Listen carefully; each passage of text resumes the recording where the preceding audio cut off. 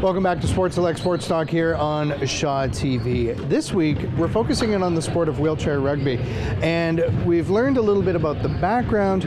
Now I want to learn more about the specifics of the sport, and here to help us out again is Team Manitoba captain Aaron Smith.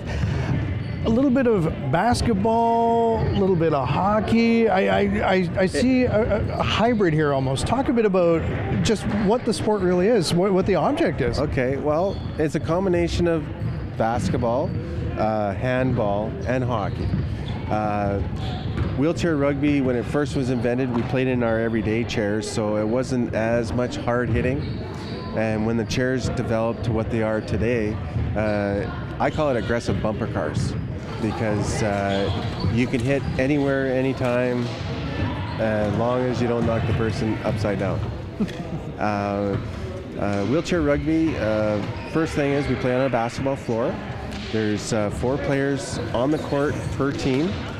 At each end there's a goal set up, and to score a goal you have to have control of the ball, and you need to go through the pylons to score a goal.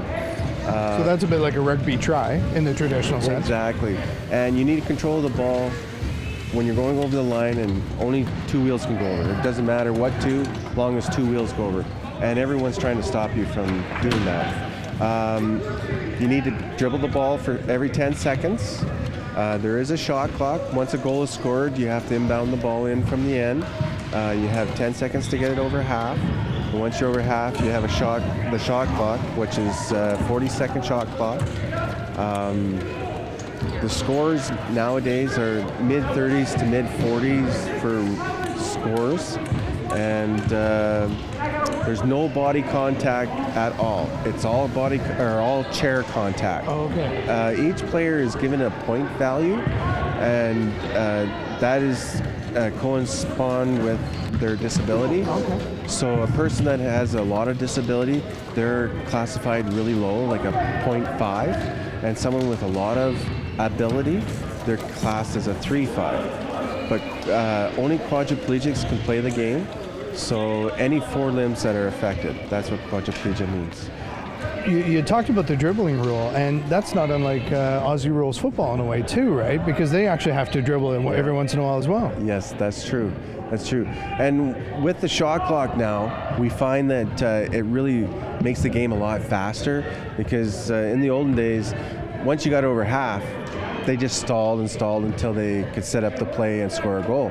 Now, you try to force that play, try to force the ball over the line, and by doing that, there's lots of turnovers. So it makes the game a lot faster. Yeah. Now, only 4 players aside, that's a lot of room to move out there too, or is it? Or it closes up maybe pretty quick? It closes up very quick, because you get some players that are very fast, and the distance, you think, oh yeah, I got lots of room, and then all of a sudden they come and hit you, and try to hit you and turn you around and go the other direction. I'm curious as to what constitutes a foul, because you talked about no body contact but chair contact. What would be a penalty? Well, when we wheel with the ball, we put the ball in our lap, and we can carry it for 10 seconds, then we can pass it or dribble it. And if we dribble it, we put it on our lap again for another 10 seconds. And as you're wheeling around, a guy can come by and flick the ball off your lap. And sometimes they hit your arm or hit your leg or hit you in the chest or in the face, and that's when the penalties happen. And sometimes guys will reach from behind and try to touch the ball or try to hit the ball off. And same when you're throwing the ball. If you're throwing the ball and someone hits your arm or something like that, that's a foul. So now, is it a penalty then in the sense of going to the penalty box, or? Every penalty is considered where you go to the penalty box, and depending on the severity of the penalty, most penalties are for 1 minute, and you're off for 1 minute or until a goal is scored. And if a goal is scored, then you come back on. But if it's a flagrant foul or a red card foul, then you're off for the full 1 minute or maybe even 2 minutes. And if you get 2 of them in a game, then you're ejected from the game. And you might even be ejected from the tournament that you're in. It all depends on the rules. Wow. You've probably seen some pretty heavy stuff out there. I sure have. I've seen a lot of hot tempers, yep. Any stories to share?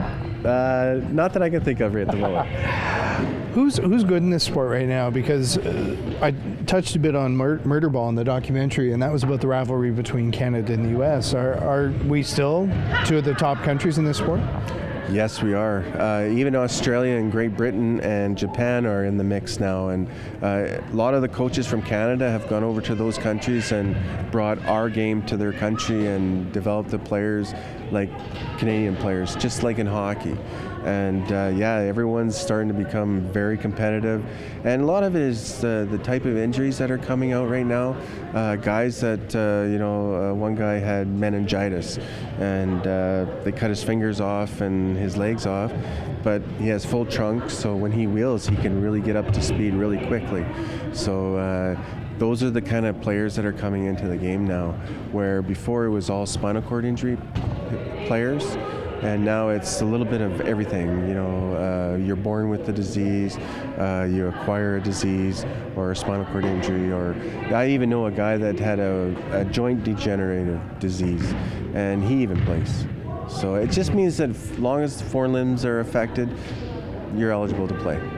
Now, you're here preparing for the Nationals. How do you think Manitoba's going to do? Well, we're in Division 2. Last year we lost to Saskatchewan in the gold medal match. I never liked the sound of that. Yeah, we never either. Like all year we beat them, and then when it comes down to the crunch time, they snuck one out on us. But I think this year we should be in the gold medal match again, and I'm hoping this time it'll be in our favor. All right, well, I wish you nothing but success to you and the team. Thank you so much for sharing about this sport. It's a real eye-opener, and all the best to you. Why, thank you very much. I appreciate it. All right, Aaron Smith, captain of Team Manitoba. We still got lots more to come from the Duckworth Center. Stay with us.